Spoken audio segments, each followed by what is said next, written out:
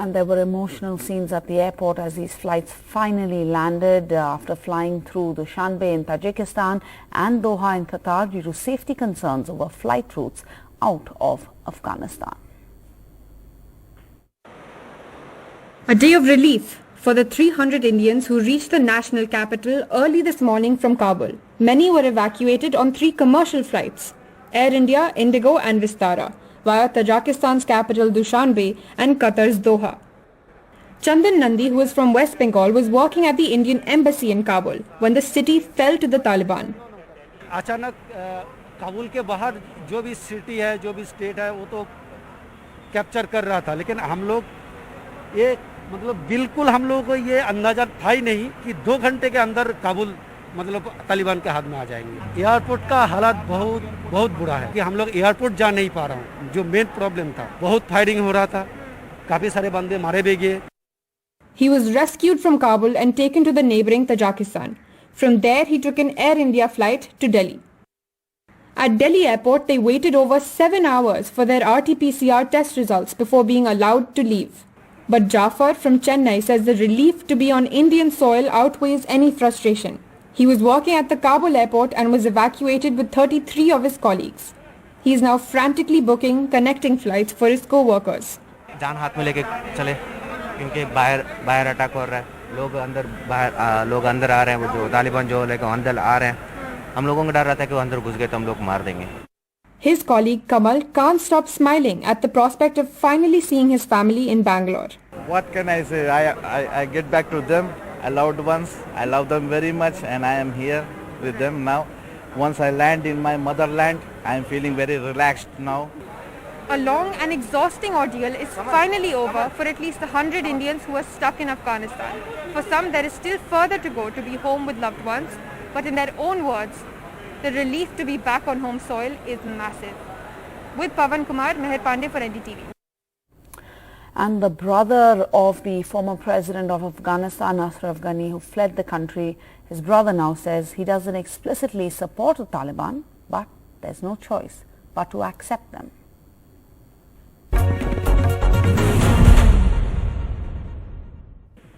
So your brother, President Ashraf Ghani, was seen to have betrayed his people, and reports say that he made off with millions of dollars. Are you still in touch with him? Well, I am in touch. That is a wrong accusation. The plane had landed in Uzbekistan. It was just search. The plane was landed after that in the UAE. There was no money in it. He left in a hurry. There was an assassination plot on him. If he would have stayed and got him killed with all our tribal ties, all our political ties, everything else, it would have turned into a total mess. In a few days, I'm sure in coming days, all that could be explained. Those accusations are false. I'm sure once the UAE government allows them to leave that country or come out openly and give the details, both those governments can certify that he had no cash or anything like that. All right. Okay. So door-to-door searches continue. Women journalists are not allowed to return to work. Aren't some of the promises made by the Taliban already starting to unravel? But there's certainly some of the elements on it that really are on the older mentality, and I hope once they come together and they form a government, they could really bring out their full agenda clear across the board so people understand where they stand. And once the jails broke, and a lot of the criminals element also got out of jail, there's a lot of, especially now it's less than in the first year, there were a lot of the elements that were going to the houses for looting, and also some of the old Ikmatiyar lot. Even in the first 2 hours, a group of them tried to break into my compound also to take a car. And yet you support them? They turned once the Taliban leadership came in. So there are all kind of elements at play. There are criminals elements, there are anti-hate elements, there are other people. For them also to organize that in such a short span of time, I could understand is a difficult one because there was a vacuum of power also in the entire government setup, just vanished overnight. Sir, you are seeing already in Afghanistan a handful of military reverses. Also, we are seeing Amrullah Saleh, the first vice president, starting a resistance movement in the Panjshir. Many people would say that this is the beginning of yet another civil war. How would you respond? Actually, no. Ahmad Masood, some of the Charanwal Ikram and some of the most senior Panjshiris are in talks.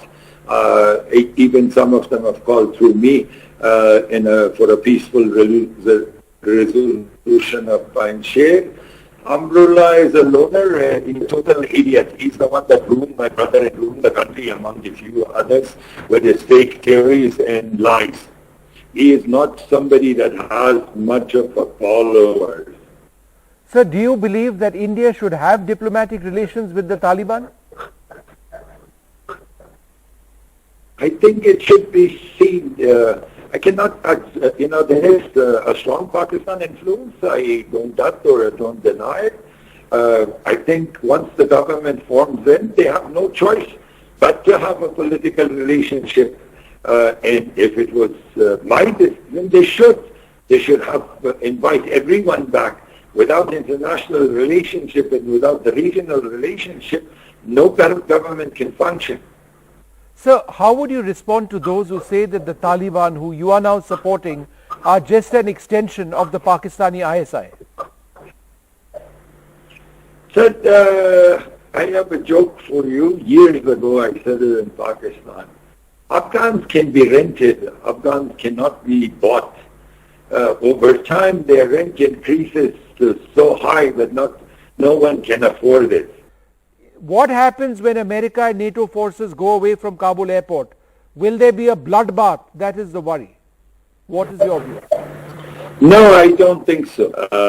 They have shown a courtesy to the Afghan businesses. They have shown a courtesy to those that reach them. If they can convince people that they are out for peace, I'm sure the rest will join in. As far as women's rights, they keep on saying that they would allow them to work and they're not going to deny them. I hope that there are occasions that some girls in some locality, like I said, sporadic groups have been prevented. But we hear this over and over from the senior ones that they do not have any objection. I have risked my life over and over several times and decide on it. If one more time isn't going to hurt it. Okay. The accepting and supporting is two different things on it. So if you're trying all right, to... so you're saying you are... All right, I take your point. The The line is a bit bad and I finally been able to hear you clearly. You are saying that you accept the Taliban, you do not support them. Is that right? Exactly. Supporting is a very strong word.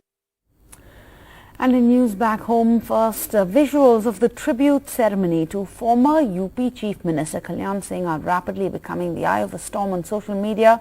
Photos and videos show the former UP Chief Minister, the BJP leader Kalyan Singh's body lying in state, draped by the national flag, and then on top of it, it is covered up. Half of the Indian flag is then covered up by the BJP's party flag. And this has evoked angry reactions from netizens, citing this as a violation of the Prevention of Insults to the National Honour Act. India will not tolerate the insult to the national flag, the Youth Congress has tweeted. The BJP veteran, under whose watch the Babri Masjid was demolished, died yesterday at the age of 89.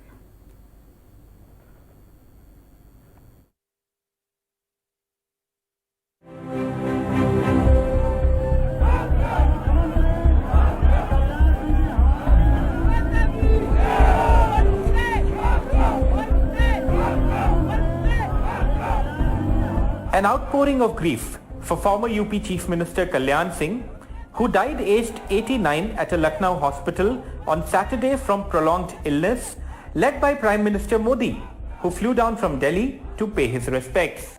देश ने एक मूल्यवान शख्सियत, एक सामर्थ्यवान नेता खोया है।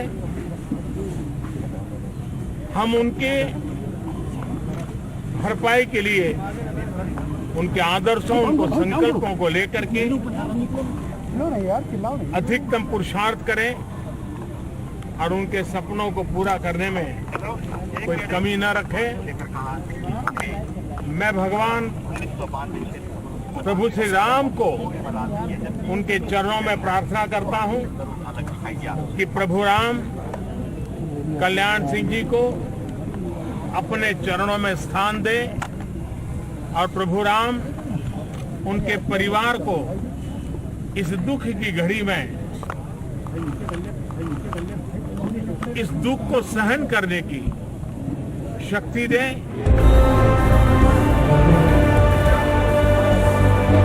Kalyan Singh, a two-term UP Chief Minister in the 90s, though he could not complete either term, will be remembered most for the demolition of the Babri Masjid in Ayodhya in 1992 under his watch.